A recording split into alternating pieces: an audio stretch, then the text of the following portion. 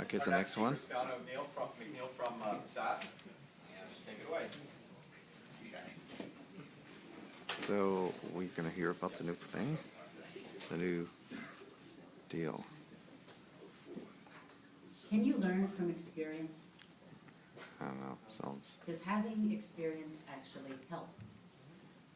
too I reversed. firmly believe that it's only by combining experience with machine learning that we will derive intellectual property to enhance organizational actionability for sentiment. This is Fiona McNeill.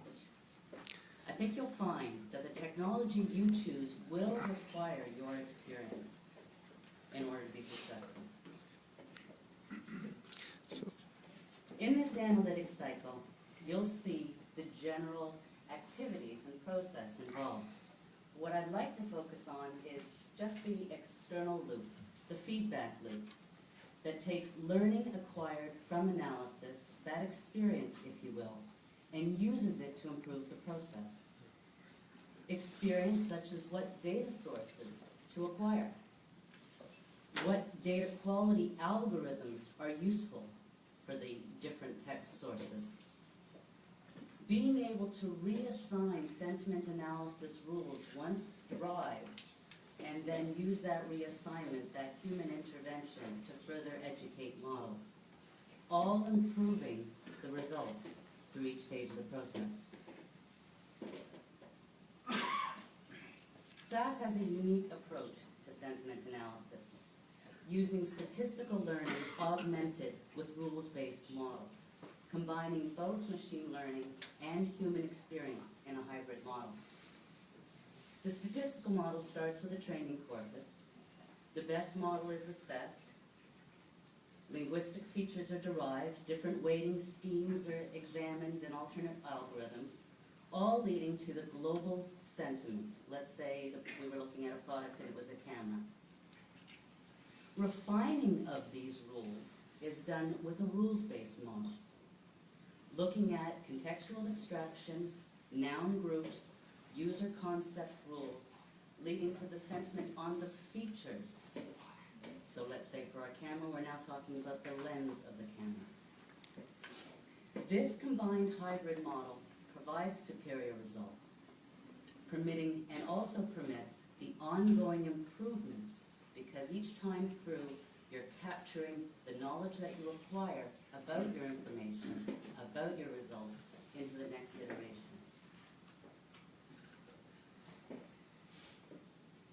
Taking this a bit further, you can bring in pre-existing knowledge, whether those be predefined taxonomies or ontologies that you may have, whether they're term lists that you've derived. You can bring in the results and algorithms from your text mining initiatives, other predictive models, other statistical models, and use that, let's say, in the champion-challenger approach.